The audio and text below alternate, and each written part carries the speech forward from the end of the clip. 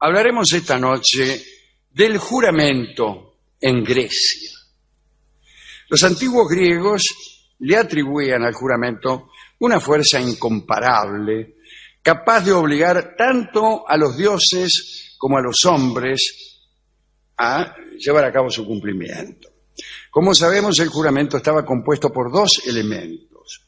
En primer término, la invocación de la divinidad del dios como garantía de la palabra. Y en segundo lugar, lo que se llamaba la imprecación, es decir, el consentimiento por parte del que juraba en someterse a castigos si no decía la verdad o si faltaba a su promesa.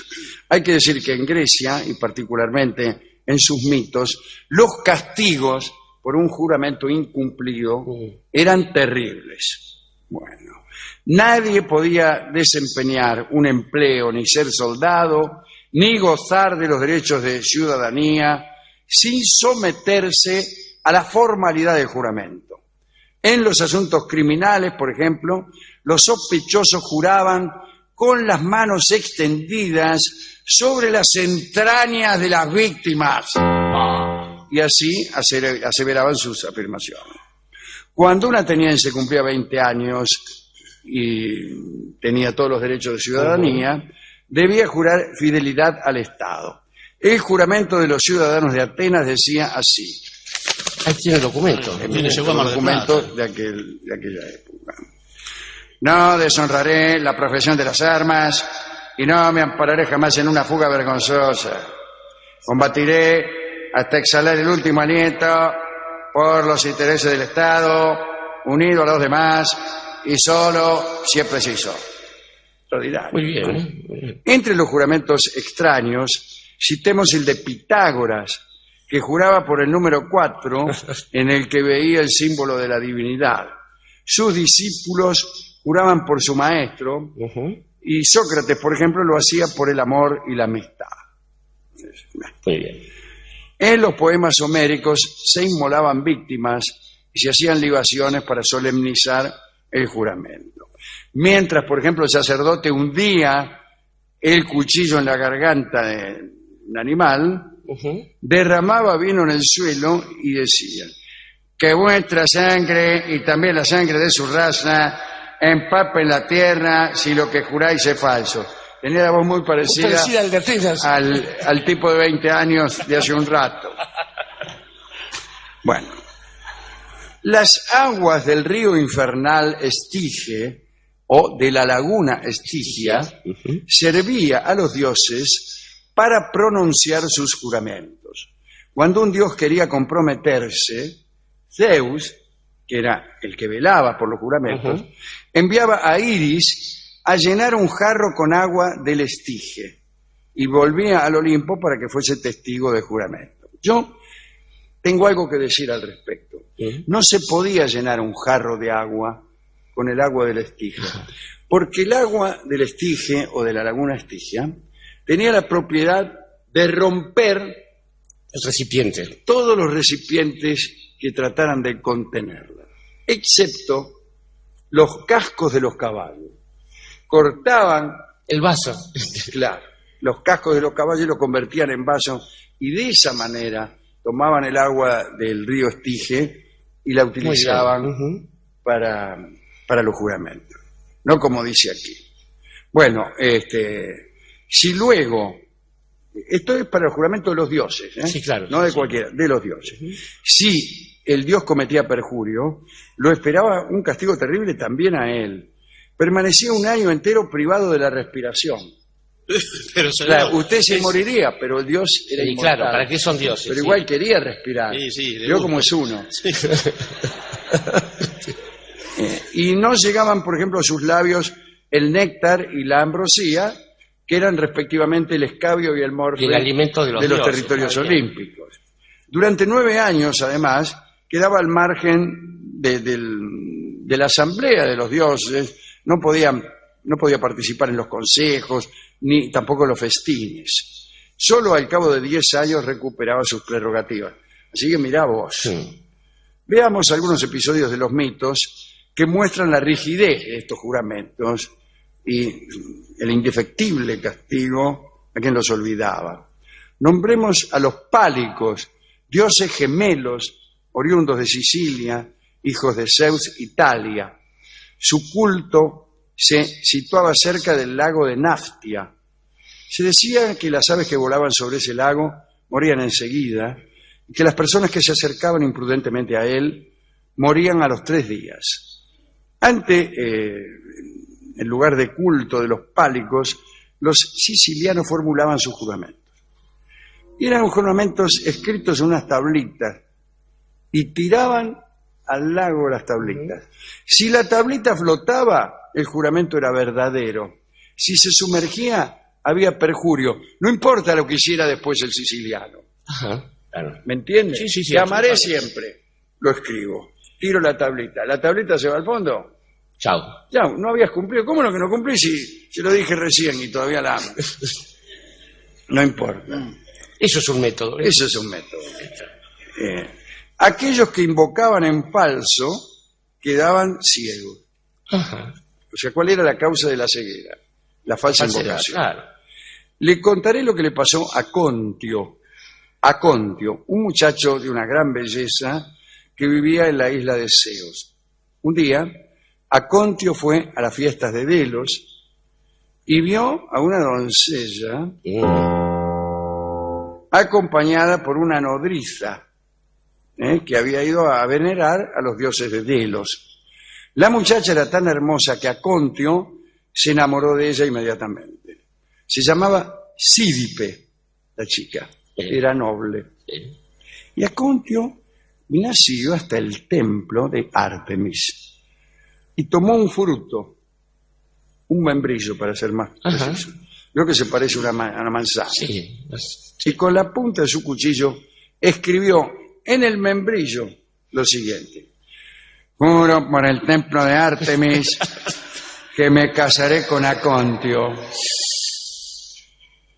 Luego lanzó con habilidad el membrillo en dirección a Sídipe. La muchacha tomó el fruto y lo leyó. ¿Cómo se leía en aquel entonces? En voz alta. En voz alta, porque no, claro, en voz alta. No había puntuación. La humanidad todavía no había inventado o no se había acostumbrado a leer en silencio. El silencio, claro. Entonces leyó: juro por el templo de Artemis que me casaré con Acontio. Y sin quererlo había proferido un juramento. Para peor, lo había hecho en el templo de una diosa. Dios, qué vivo el tipo. Tiró lejos el membrillo, pero ya era tarde. Claro. Poco después, Acontio regresó a su patria, donde vivía muerto de amor por esta mina, ¿no es cierto? Ahora, bien, usted se preguntará qué ocurrió. ¿Qué ocurrió? Acontio, como ella dijo eso, la consideró su prometida. Pero el padre de Sídipe, de la muchacha, pensaba casarla con otro. Y claro. Pero intervino la divinidad. Cada vez que se iniciaban las fiestas esponsales de Sídipe, con otro tipo que no era Acontio, la muchacha se enfermaba de un misterioso mal. Cuando todo se anulaba, Sídipe recuperaba la salud. Bueno, el padre de la muchacha, desesperado, consultó al oráculo y el oráculo le reveló que su hija estaba atada a un juramento. Enterado así de la verdad, el padre llamó a Acontio. Claro. Le dijo: mira, Acontio, ¿qué va a hacer? Se resignó a unir a su familia, otra que no era noble, Sí. y finalmente casó a su hija, con quien había urdido la estratagema del membrillo, y ni siquiera fueron felices. Y claro que no.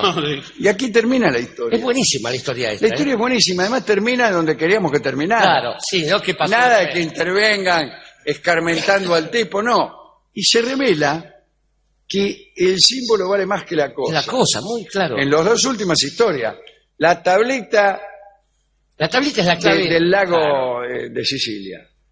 La tablita, no importa la verdad. Lo que importa es si se hunde o no se hunde la tablita. Y acá tampoco importa la verdad. Importa lo formal.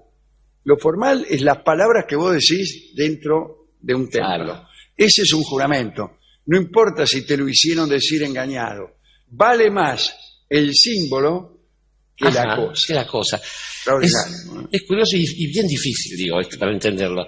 Hay que ver qué pasa. A ver, la intención es la dimensión del delito, se pregunta uno a veces si está en esas mismas cosas. Pero acá está en juego otra cosa. Alejandro, ¿no tiene ningún ejemplito más? Terminamos con el membrete. Renuncio al último ejemplo, ¿Sí? que es el de Filoctetes. Aquel que sabía dónde habían hecho arder la pira de Heracles, tanto que era él mismo el que claro. Y Heracles le hizo prometer que nunca iba a revelar el lugar en donde aquella pira había sido encendida. Y él no dijo nada, pero un día cuando pasó por ahí, golpeó fuertemente el pie contra el suelo y guiñó el ojo. Igual fue castigado. Como corresponde. Pero lo que yo quiero decir antes de que usted haga su glosa es lo siguiente. Yo creo que, o bien, los dioses en realidad odiaban el juramento, o bien el juramento es una forma más del desatino. Fíjese, cada vez que hay un juramento en los mitos, tanto griegos como cualquiera, siempre existe, ¿cómo continúa la historia? El protagonista no puede cumplir el juramento, por alguna razón, y por lo general ya se sabía que no iba a poder cumplirlo. Y entonces caen sobre él todas las maldiciones del perjurio. Cuando el amigo Tindáreo ve que su hija Helena, la mujer más hermosa del mundo, ha llegado a la edad de casarse, quiere casarla con un príncipe noble, pero se da cuenta de que va a ser muy difícil. Entonces convoca a todos los príncipes de Grecia y los obliga a dejar que Helena elija a su marido y a jurar, todos ellos, que iban a actuar de consuno en contra de cualquiera que pusiera en duda la legitimidad del derecho del elegido por Helena. Es buenísimo. Y Helena elige a Menelao, que era el que ya había elegido Tindario, porque era el que más plata tenía. Y después viene Paris, el trono, y bueno, se la rapta. Y todos los tipos que habían jurado tuvieron que ir a la guerra. A la guerra de Troya. Una guerra de 10 años. Sí. ¿Para qué habré jurado?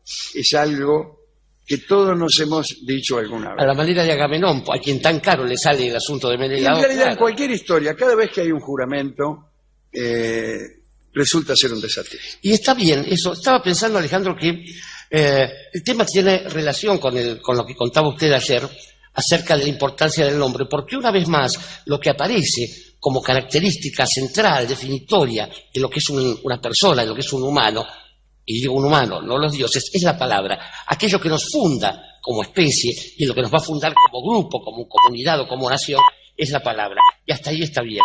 Digamos que ya las mismas religiones, en un principio era el verbo, dice el Antiguo Testamento, y está también lo de la invocación y la imprecación, y creo que ahí hay una especie de pequeña trampa cuando intervienen los dioses, porque si el castigo para un dios, en el caso que usted citó, eran 10 años de no respirar, ¿qué me hacen 10 años si soy inmortal? Incluso si me obligan a no morfar, no hacer tal cosa, pasan 10 años, y dentro de 4.500, por ahí decir, no sabés qué mal la pasé en el año 2008. Digo, y ahí, en el tiempo, que es donde transcurre la existencia de las personas, y la vida verdadera, digo, es donde tenemos que jugar nuestros compromisos. Porque también, digamos, los compromisos para la eternidad, que queden en manos de los que son eternos. Hagámonos cargo de los actos sobre la tierra en el tiempo y el lugar que nos toca.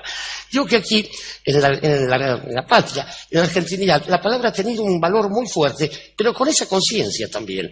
La conciencia de participar en el pequeño universo de los cruces entre los hombres y las mujeres que compartían esta tierra. Uno daba su palabra y no había que recurrir al notario, porque también lo que se hablaba era de ese orden. Te doy un caballo, me quedo con ella, hago tal cosa o tal otra, voy a pelear por el restaurador, lo que usted quisiera, y se terminaba ahí. Creo que el asunto es justamente el transcurso del tiempo. Fíjese que en los tribunales, hoy donde uno va a ser sometido a la justicia, también tiene que jurar. Y jura por Dios, por la patria, por la Constitución, y sin embargo su palabra no va a tener ningún otro valor que el que decida eventualmente el jurado y el juez. De modo que lo del juramento creo que tiene otro carácter. Primero, el mismo que en el truco por ahí, ¿no? Para que el juego sea válido tiene que decir quiero, turco, no, truco, qué sé yo. Pequeñas trampas de las palabras. En realidad, el juramento Pienso en Simón Bolívar, ¿no? Que alguna vez en Roma juró que no iba, que iba a dedicar el resto de su vida a la libertad de las Américas. Era un hombre rico, pudo haber hecho cualquier otra cosa. Lo había jurado delante del maestro, de Simón Rodríguez. Digo, el juramento tiene sentido frente a uno mismo y frente a la persona que es definitiva para uno mismo. Digo, los padres eventualmente, los hijos, el amor de una vida. Y si no, el resto es cartón pintado, como puede ser también la justicia. Por eso, muchachos y chicas, atención, porque lo que les va la vida, en lo que les va la vida es en ese momento, si cada momento es eterno, cuando ustedes digan, te lo juro yo.